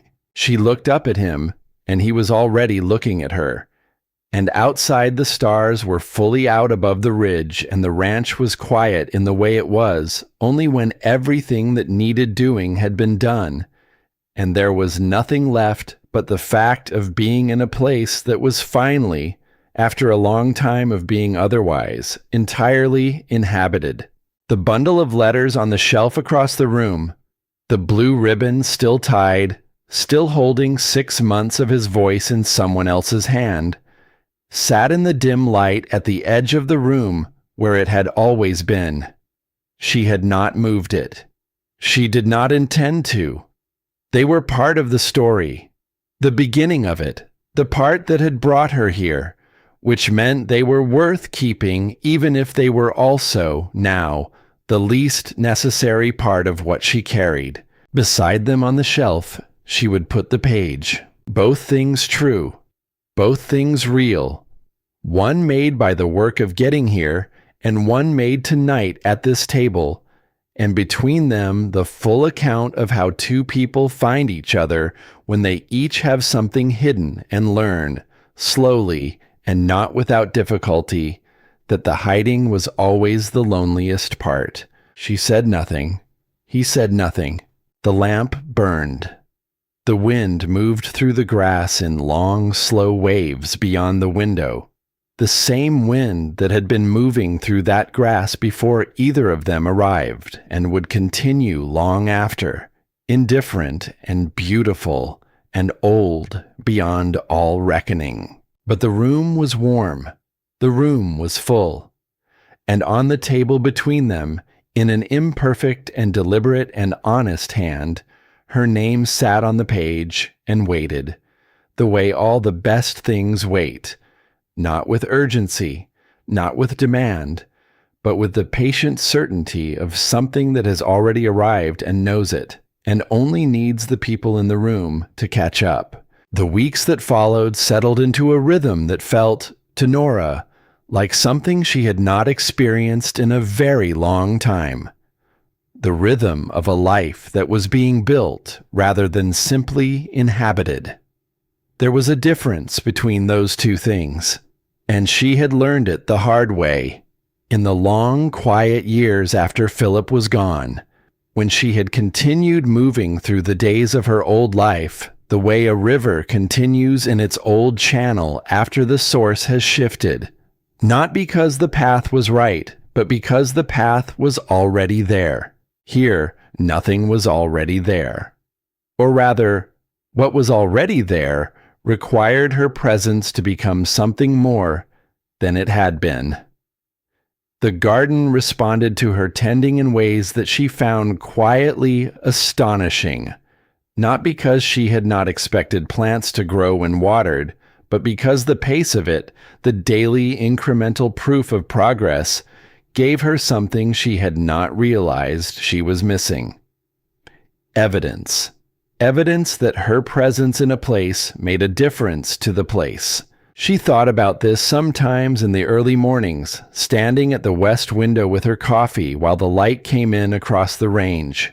She thought about the particular quality of usefulness that came from being somewhere that needed you, and that you needed in return. Not dependency, which was a different and smaller thing, but a genuine reciprocity, the kind that asks something of both parties and gives back in proportion. She was becoming useful here, and the ranch was becoming, in ways she had not anticipated, necessary to her. Fern came with questions now that were not about division. She came with questions about everything, about the way certain plants stored water, about the migration of birds, about why the high country went cold so much sooner than the lower land. Nora answered what she could and admitted freely what she could not. And on the days when she admitted ignorance, Fern would look at her with an expression that was somehow more respectful than when she had the answers, as though honesty about the limits of knowledge were the thing Fern had been waiting to see confirmed. Clem was slower and steadier. He came to his letters with the patient resolve of someone who has decided that a thing is worth doing and is prepared to do it for as long as it takes. His progress was not dramatic. It was the kind of progress that only becomes visible in retrospect, when you look back at where something began and understand how far it has traveled. Nora recognized this kind of learning because she had seen it before, in children who had been told early that they were slow, who had accepted the verdict and then quietly proceeded to disprove it over years, without fanfare, one letter at a time. She was watching Clem work one afternoon when she understood, with a certainty that arrived the way certainties sometimes do, not as a revelation, but as a recognition, as if the understanding had been present for some time and was only now surfacing, that Everett had been doing the same thing for years, not with letters, with something else.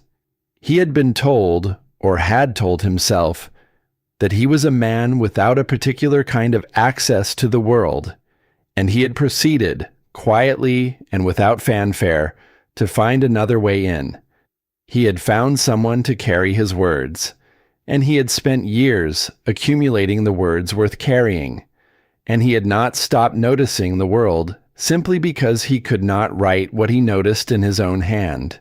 That evening, when Clem had gone and the others had gone and the table was cleared, she sat down across from Everett and said, "Clem is going to be fine. He's already further than he knows." Everett looked at her. He'd been doing that more often lately, looking at her for slightly longer than the conversation required, as if he were working out something about her that the conversation itself could not tell him. "He doesn't give up," Everett said. "No," she agreed, "he doesn't." A pause. Outside the window, the evening was going to its deep blue register, the first stars appearing above the ridge. "I tried," Everett said. "When I was younger. Letters, the alphabet." He stopped. The shapes wouldn't stay. They moved, rearranged themselves. He looked at his hands. My father said it wasn't in me."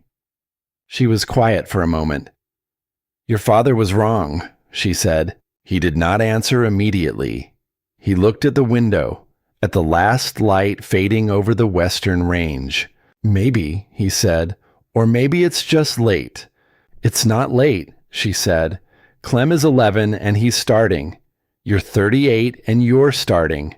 The only difference is the number, and the number doesn't matter." He looked at her. "Tomorrow," she said, "we begin properly, with the whole alphabet, in order." He was quiet for a long moment. She waited. "All right," he said. 2 words, exactly like the 2 words he had said to Pratt on the porch. But these 2 words carried nothing but a straightforward, unadorned willingness, and she felt them land in her chest with a weight that had nothing to do with their brevity. They began the next morning. She had thought about how to approach it. She had lain awake for part of the night thinking about it, the way she had always lain awake before the first day with a new student, not with anxiety exactly, but with the focused attention of someone for whom preparation was a form of respect. She knew that what had made certain children's early experiences with reading damaging was not the difficulty itself, but the way the difficulty had been witnessed. The impatience, the correction that came too quickly, the suggestion, however subtle, that not knowing was a kind of failure rather than simply a starting point. She would not make those errors. She had the advantage of knowing him well enough by now to understand what he would need, which was not encouragement in the effusive sense, but the steady, practical company of someone who was going to sit across from him every day, regardless of how the day went, and who was not going to make the progress or the lack of it the measure of anything important. She started with the letters he already knew. There were more of them than she had expected. He had, it turned out, been observing letters in the world around him for years, the way he observed everything else, with a quiet, precise attention that was simply how he moved through the world. He knew the shapes of several letters from signs and from the brands on livestock and from the patterns on the sacks of seed and grain that came to the ranch from the relay station. He had assembled, without instruction and without any formal framework, a partial and idiosyncratic knowledge that was not reading exactly but was adjacent to it, the way a man who has spent years watching the sky from a stone shelf is not a meteorologist but knows the weather better than most. She built on what was there. She did not replace it or correct it. She connected it, letter by letter, to the system it belonged to, and she watched him see the connections form.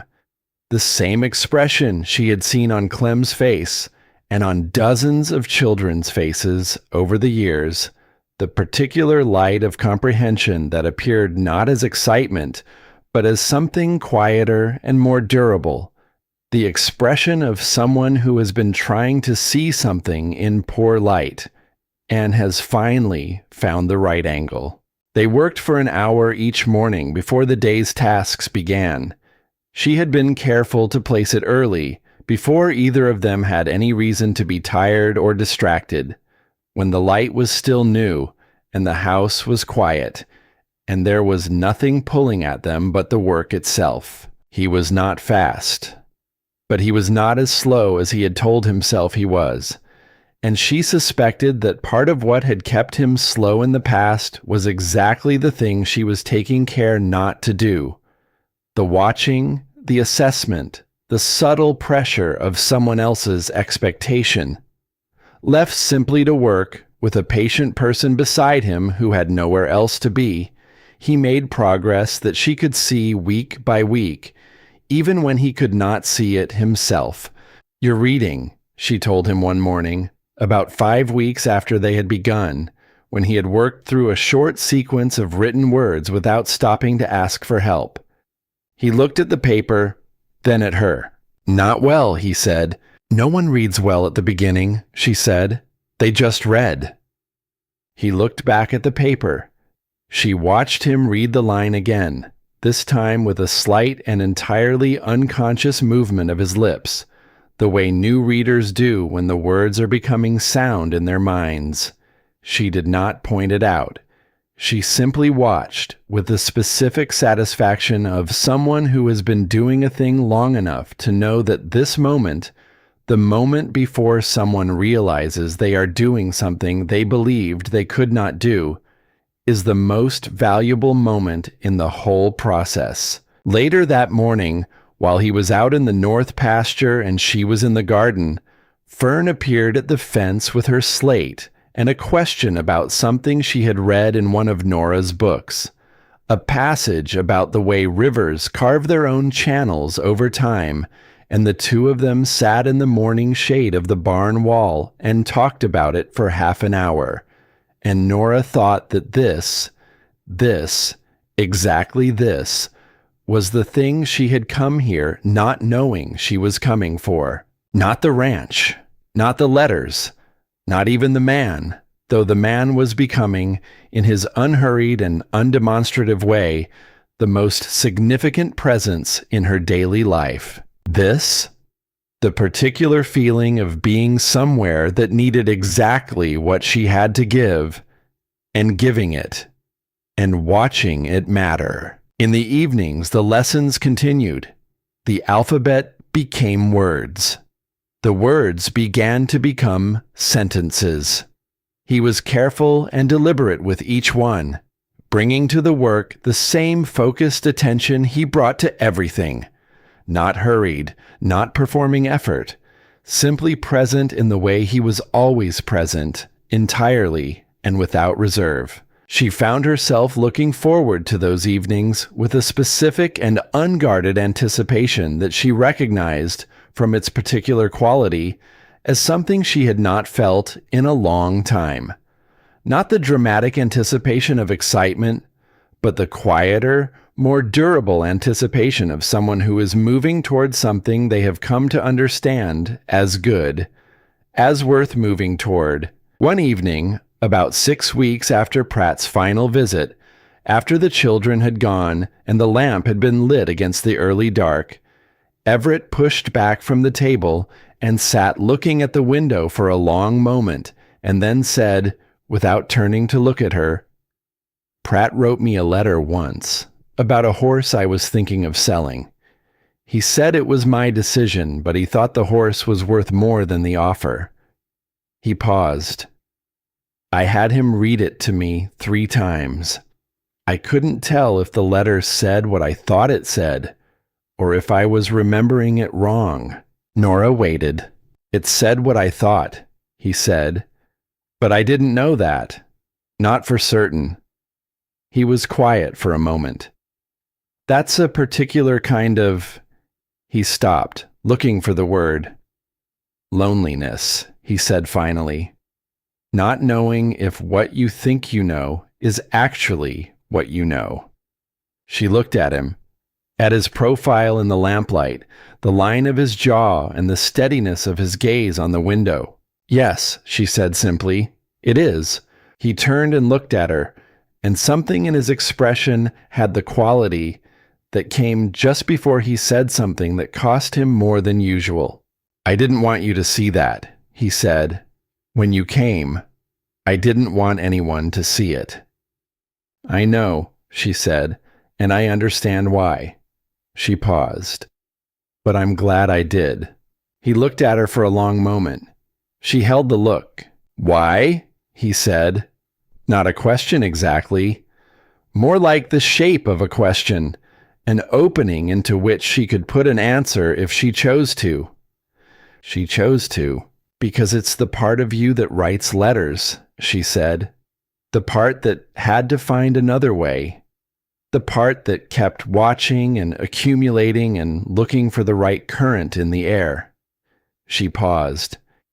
If you hadn't needed to find a way around the wall, I'm not sure the wall would ever have mattered enough to find it. And without the wall, I'm not sure there would have been letters worth reading. He was very still. She did not add anything to it. She let it be what it was. Outside, the night had settled in over the high country, cold and clear and immense, the stars beginning their slow turning above the ridge, the wind moving through the grass in the long, slow waves. It always moved in after dark, as though the land itself were breathing. The lamp on the table burned warm and steady between them, and the room had the quality it had been slowly acquiring over the weeks of her presence there. The quality of being inhabited, of containing two lives moving through it rather than one, and of being the right size for exactly that. He picked up the pen from the cup near the lamp. He had not been prompted. She had not set out any paper, had not indicated that the evening's lesson was to continue. He simply reached for it, the way you reach for something that has become, without your fully noticing, a natural extension of your daily life. He pulled a piece of paper toward him. She watched him begin to write, slowly, with the full body attention that was still there but was becoming, week by week, more like skill and less like effort. He wrote without asking for help. She could not see what he was writing from where she sat, only the movement of his hand on the page, the careful, deliberate strokes of a man laying something down with intention. When he was done, he set the pen back in the cup. He looked at what he had written for a moment. Then he turned the paper around and pushed it across the table to her. She looked at it. His handwriting was imperfect. It would be for a long time, and that was fine. That was simply how it was with things learned late. They carried the evidence of the learning in a way that early acquisition did not. But the words were legible and clear and entirely his. He had written, "The hawk came back this morning, same current, still there." She looked at the words for a long time. She thought about the letters that had come every 2 weeks, the voice in them, the particular way they had described the land and the animals, and the quality of light at different hours. She thought about the bundle on the shelf with its blue ribbon, and about the page beside it with her name written in his hand. She looked up at him. He was watching her with the expression she had come to know best, the open one, the unguarded one, the face of a man who has stopped managing the distance between himself and the world and is simply looking at it, the way he looked at the valley from the stone shelf on the ridge with the full, unhurried attention of someone who has decided that what he is seeing is worth seeing completely. "It's yours," she said. "All of it. It always was." He reached across the table, not to take her hand. Not quite. He simply rested his hand on the table, close enough to hers that she could feel the warmth of it, rough-palmed and certain, the hand of a man whose work was done for the day and who was in no hurry to be anywhere else. She turned her hand over, slowly, and rested it against his. Outside, the hawk's thermal moved above the eastern ridge in the dark, patient and reliable, exactly where it had always been. The stars were very bright above the high country, and the wind moved through the grass, and the ranch was entirely quiet. And in the main room of a house that had been waiting for a long time to be fully inhabited, 2 people sat together in the lamplight without speaking, which was not silence exactly, not anymore, but something that contained more than silence. The accumulation of all the words that had passed between them and the words that were still coming, and the particular warmth of a shared quiet that does not need to be filled because it is already entirely full. The morning after he wrote about the hawk, Nora woke before him for the first time.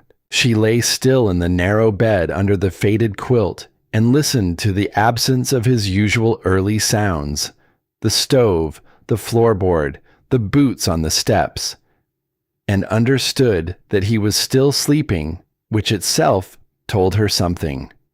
A man who has slept badly for a very long time and then sleeps well, does not wake at the same hour. He sleeps until he is finished sleeping, and when he wakes, he does not know immediately why the morning feels different, only that it does. She rose quietly and went out to the main room and stoked the stove and put on the coffee and stood at the west window watching the light come in. The land was the same it had always been, wide and dry and pale gold under the enormous sky. But she was not looking at it the same way she had on the first morning. On the first morning, she had been looking at it the way you look at something new, taking its measure, trying to understand what it would ask of you. Now she was looking at it the way you look at something known, not without attention, but without the effort of initial assessment, with the ease of familiarity that allows you to see more rather than less. She had not written to her friends in the East in several weeks. She had started letters twice and found herself stopping after a page, not because she had nothing to say, but because what she had to say did not arrange itself easily into the form of letters. It was not news exactly. It was not events. It was more like weather, something ambient and continuous, not easily reported, only experienced. She would write eventually. She would find a way to describe the stone shelf on the ridge and the hawk above it, and the man who had been watching both for years. And she thought that when she did, the people who received those letters would understand something they had not understood before about what she had been looking for when she came here, and why, having found it, she was not coming back. She heard him wake, the particular quality of quiet that a house acquires when the person sleeping in it has stopped sleeping, a different kind of stillness from sleep itself. She heard him sit up, a long pause, then his boots on the floor. He came out to the main room and stopped when he saw the coffee already made, the cup already on the table. She turned from the window and looked at him. He was looking at the cup with an expression she had not seen before. Not surprise exactly, but something related to it. Something that came from having an expectation so quietly and thoroughly overturned that the overturning itself was a kind of gift. "You were up before me," he said. "I was," she said. He sat down at the table.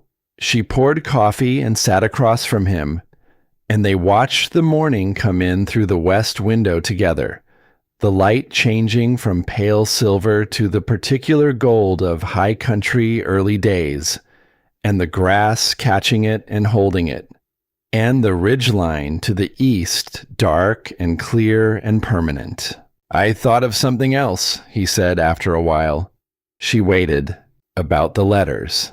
He wrapped both hands around the cup.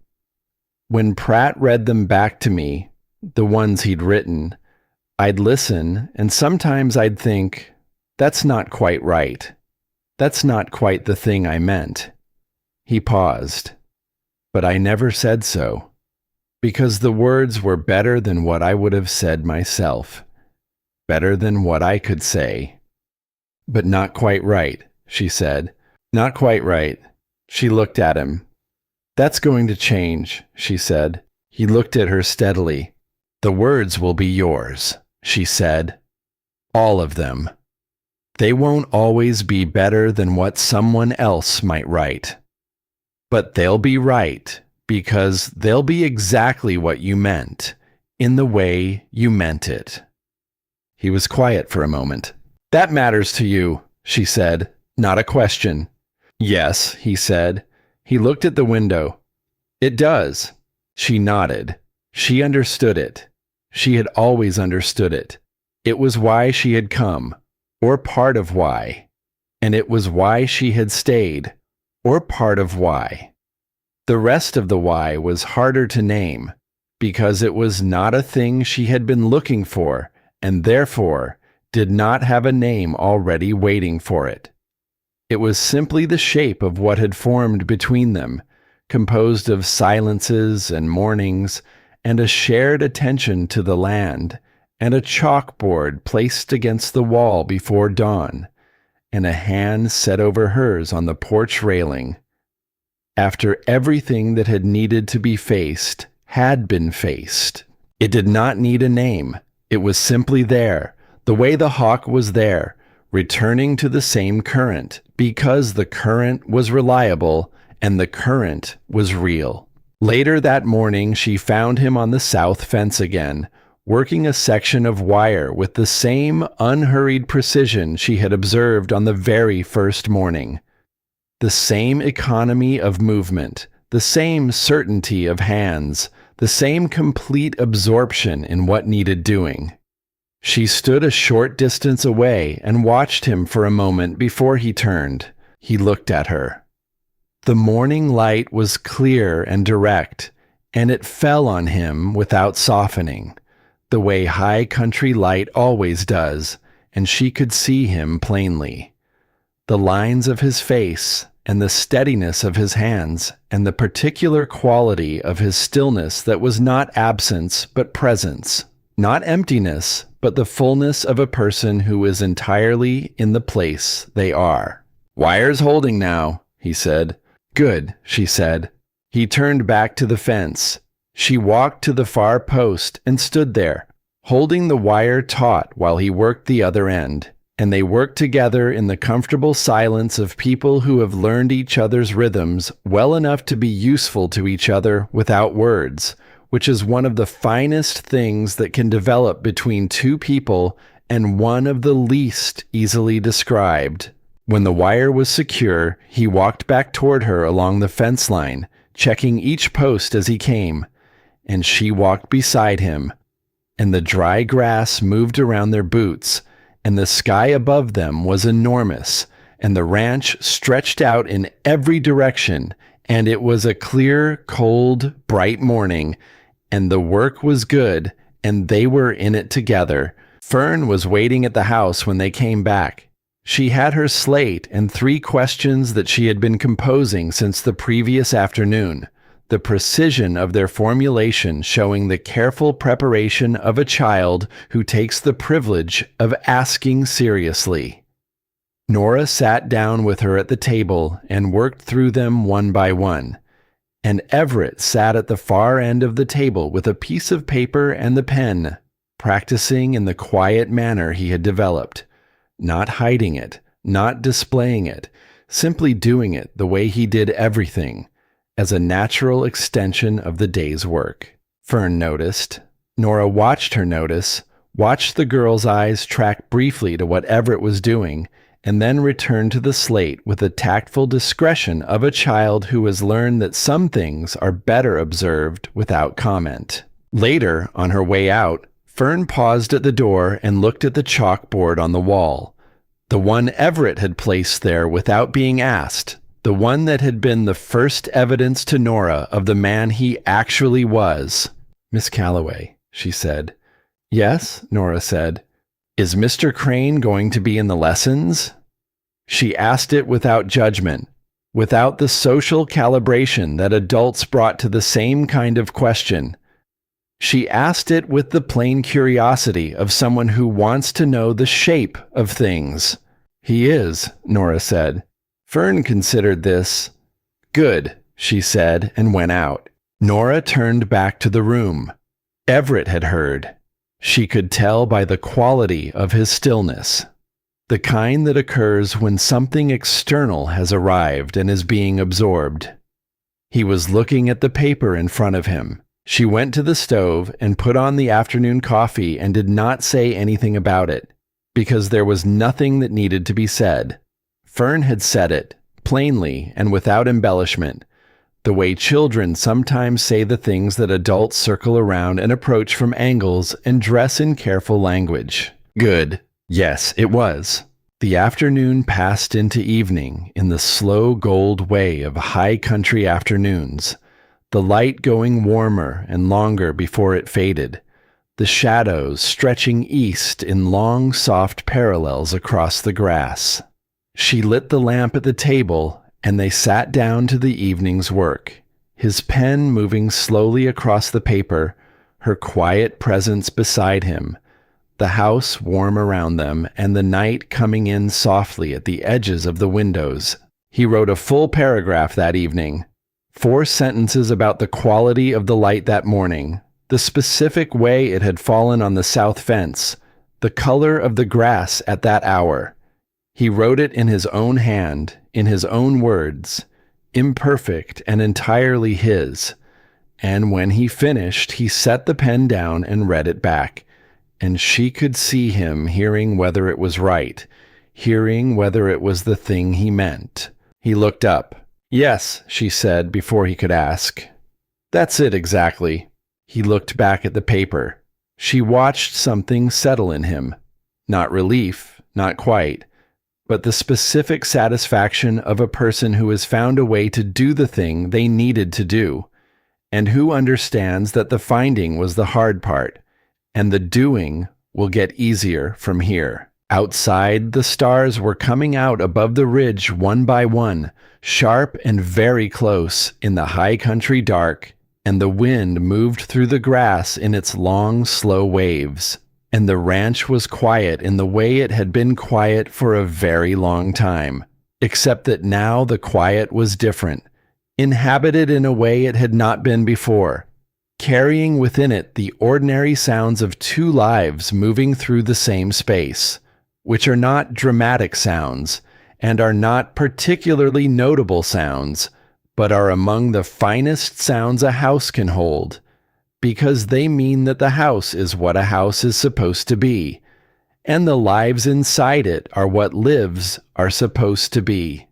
And the long patience of both has finally been met with what it was waiting for. The lamp burned, the pen rested, the page held its imperfect and honest words, and in the morning they would begin again. Some mornings she would find a page on the table, left there the way the coffee cup had always been left, without ceremony, without expectation.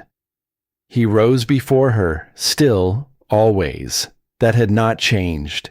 And sometimes when the morning had given him something worth putting down, he put it down now, in his own hand, and left it for her.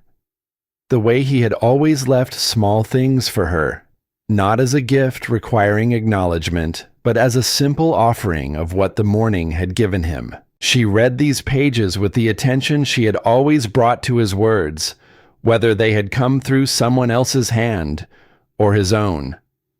The observations were the same ones she had first encountered in the letters, precise, unhurried, attentive to the particular rather than the general, finding in a single morning's detail something that opened outward into something larger. He had always seen this way. He always would. The difference was that now she could see him seeing it, and she could see him reaching for the language himself. And the language he reached for was not always elegant and was not always exactly right on the first attempt, but it was always honest, and honestly was, in her experience, worth considerably more than elegance, though the finest things managed to be both. She had been writing to her friends again.